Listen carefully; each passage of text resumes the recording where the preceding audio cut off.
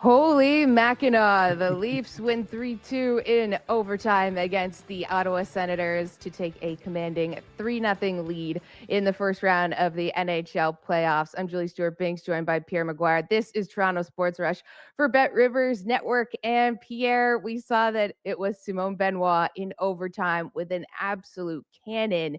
And this is a guy that I'm gonna give you your flowers. You've been hot on him for a long time this season, and he came up clutch when the Leafs needed him most. What really stands out to you about how Toronto was able to get this commanding win? They played a tremendous road game, Julian. It's so nice to visit with you. They were hard on pucks. They were fearless when it came to shot blocking. They try to control the tempo of a very eager Ottawa Senator team. I'm not taking anything away from Ottawa. They played a great road game, but the Leafs played an outstanding road game. And the thing was, the big boys came to play. Mitchell Marner was really good. Willie Nylander was really good, even though he got shut down on another breakaway. Johnny Tavares was really good. But to me, the big one was Austin Matthews came to play in every facet of the game. So the grunts did their work, the middle of the road guys did their work, and the star players, they delivered a virtuoso performance. Right. I love that you said that about Austin Matthews because there's so much to his game that you can like. Of course, it was the goal that was 33 seconds into the third period, but he does so many other things that he has been doing even in the other two games as he hasn't been rewarded for doing them. It was his first goal of the playoffs so far. But what about his game other than obviously his scoring prowess do you think is maybe the most important to this team's success?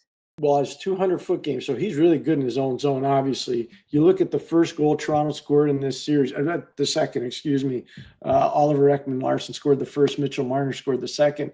It was a beautiful play by Austin Matthews deep in his own zone. Now we're going back to game one, and he hits, Mitchell on a stretch pass, and Mitchell does the rest of this work.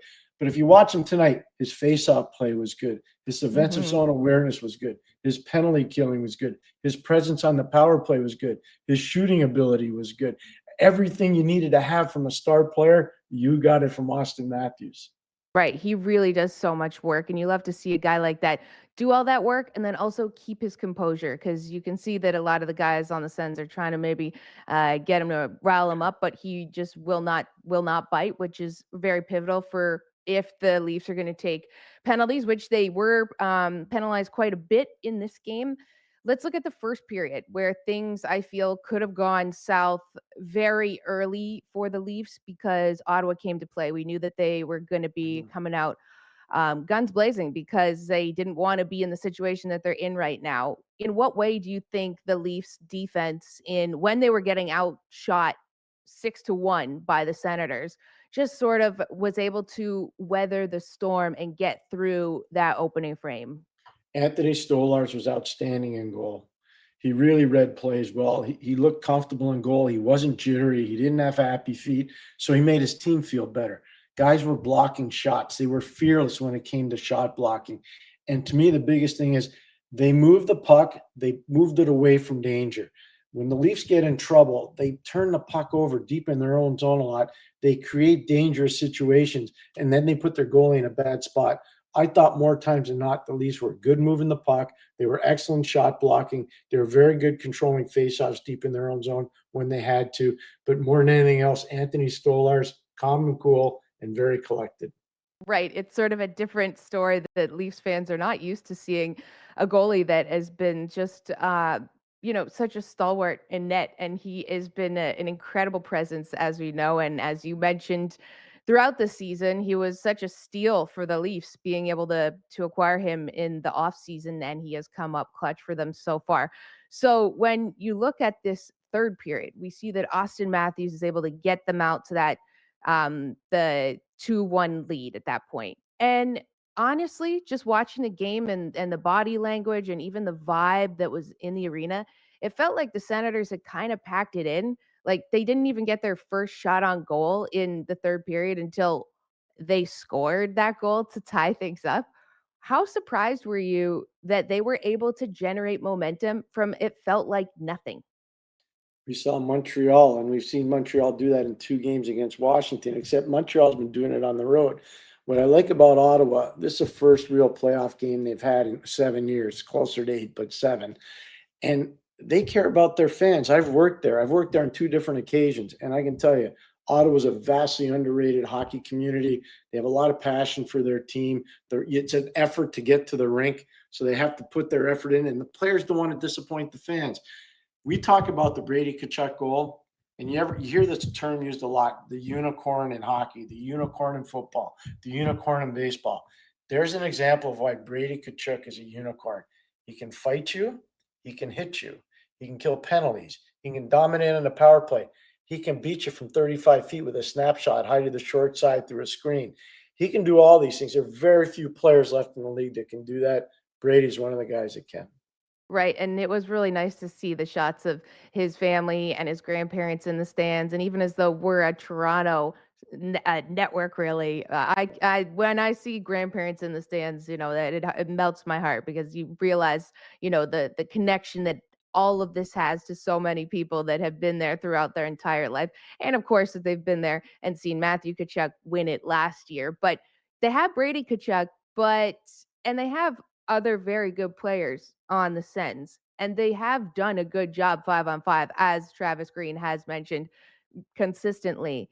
But what is it maybe that the Sens are lacking that Toronto has been able to capitalize on? I think depth scoring. So when you look at it, Ottawa's basically a one-line team, maybe 1.5 lines, because Drake Batherson can score.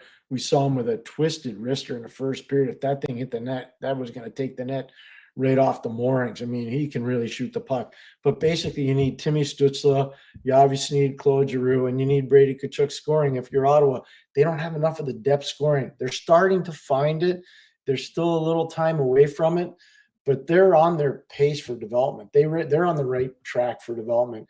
They just don't have the depth scoring the Leafs have. For instance, the other night, Max Domi scores the overtime winner.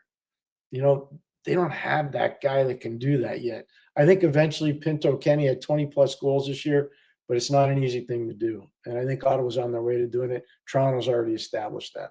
Right, it's just a matter of sort of them maturing in sort of the cycle that they have. We see that Toronto has certainly gone through a lot of different battles, the ups and the downs, and they seem like they're very locked in. I don't want to say that they could, have a sweep of this series, but it feels as though they're doing what they've done all season and just finding ways to win, even though maybe it doesn't look good in on the stat sheet, in Corsi, whatever you want to look at in the analytics. How does it feel from your perspective? Because it feels like regardless of what happens, they can kind of just scrape by and be able to get a W. You don't get extra points, Julie, for winning with style. You know, there's no judges in the stand saying, "Oh, you did a double Salchow, so we're going to award you an extra point." The truth is, you got to win, and especially when you're on the road.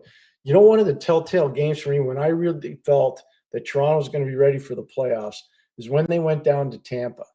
They did Mm. such a good job in Tampa. They had been humiliated the night before in Florida. They were mad at themselves. They went into Tampa. They played a tremendous road game. They win the game against an elite competitor like Tampa. And then not long after, they played a game at home on Saturday night against Montreal. They had to go to overtime. The next night, they go into Carolina. They do the very same thing. So when I see those two games, I'm saying these guys are ready for the playoffs. So you don't get style points for winning the playoffs. You just got to win in the playoffs. And they're doing that right now. Right, definitely. Okay, I've got to ask you because we haven't had a chance to do a post game show together. But the fact with the Leafs power play, with them using five forwards or excuse me, using all of them forwards, the fact that they have been able to score, within seconds, and I know tonight was a little bit different because it went off an Ottawa skater kind of like Nyes with the Yeah. backhand, but the fact that their power play has just been this like relentless force of forwards. I mean, what do you make of that? Like, is this something that can be sustainable, or can other teams figure this out, or is this just like their X factor? Well, it's an X factor for sure, and part of it's because the Leafs have these skilled players that are beyond belief. Mitchell Marner's a brilliant player. He's not just a highly talented player, he's a brilliant player. Austin Matthews isn't a highly talented player, he is. He's also a brilliant player. John Tavares is the same kind of thing. Willie Nylander is a kind of the same thing. They have all these players that are spectacular talents. what doesn't get talked about enough, Matthews is an elite defender. Yes. Mitchell Marner's an amazing, amazing penalty killer and defensive player. So you put that together, and it's kind of neat to watch. One of the teams that's copying them, and they were 3 for 5 on the power play last night, the LA Kings. They're playing 5 forwards on the power play, and it's making a big difference for them. They're beating Edmonton right now, and they're beating them pretty handily. And part of that's because their power play's been so good, and they're playing 5 forward. So maybe this will become a new trend in the league. Yeah, right. If you see if it works somewhere else, you might as well try it and see if you can do it as well. Okay, so you are Craig Brube. What do you say to your team that you like, and what do you say to your team you need to work on? We're going to have to be cleaner. And I've talked to you about this before on McGuire Mondays. We have to be cleaner coming out of our own zone. We're still a little messy. We slow our forwards down a little bit. Got to support the puck a little bit more, because in game 4, Ottawa's going to be coming hard on the forecheck. So that's one thing. Another thing I like to see them do, establish more board presence on the pinch. I think sometimes they're a little wayward on the pinch in the offensive zone. That's just fine tuning. It's body positioning and stick positioning. Outside of that, it's hard to quibble with anything they've done. Their face-off play is good. Their shots on goal are good. They could have had more tonight. But again, you got to remember, Ottawa's an urgent team. So there's not much to quibble with the Leafs. And Anthony Stolarz, you got to admit it, Julie, $2.5 million. That is an Steal. amazing, amazing Steal. heist by the pro scouts of the Toronto Maple Leafs. It Yep. really is. And you just feel so much more confident with him back there. In so many different ways. And so then if you are Travis Green on the other side, we did see Allmark have a better game, I'd say, in this one, because it was difficult for the Leafs to be able to beat him on a number of opportunities. Although the Leafs didn't generate a whole lot of shots through the first, say, even 30, 40 minutes, it felt like. But if you are Travis Green, you're going into Ottawa again. You got a game at home on Saturday night. You got a Hockey Night in Canada game, Battle of Ontario. It is literally do or die for your team, as we know that teams that go up 3-0 in a series, 98% of the time will win the series. What is your message to the Sens? My message to the Sens is all we got to do is win one. That's all. We're not focusing in on game 5. We're focusing in on game 4.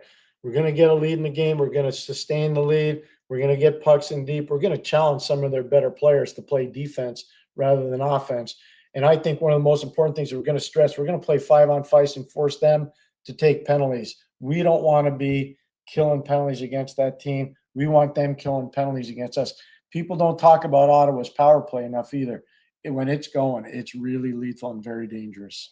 Right, and there were some opportunities that we saw that, of course, with Claude Giroux and his wrist shot that was fantastic, and a good screen from Brady Tkachuk in front of Stolarz there, where he had really no opportunity to be able to make that save, and that was the first goal of the game, which kicked things off. And we know that the Leafs have an opportunity to finish off this series on Saturday night. That will be a very tough task, as we know that, as Pierre just said, teams with their backs against the wall, when they just need to win one, will put everything out there on the line, as their season is really hanging in the balance. And for those Ottawa fans, as you mentioned, and I've been down there before and I've seen them, they will be rocking at the Canadian Tire Center. And we just want to say thank you to everyone for watching us here on Toronto Sports Rush, our post-game show for Bet Rivers. And thank you to Pierre McGuire for all of your insight and analysis. Make sure that you guys follow and subscribe to Toronto Sports Rush. We're going to keep you covered, locked in on all of the Toronto Maple Leafs playoff action. We'll see you next time.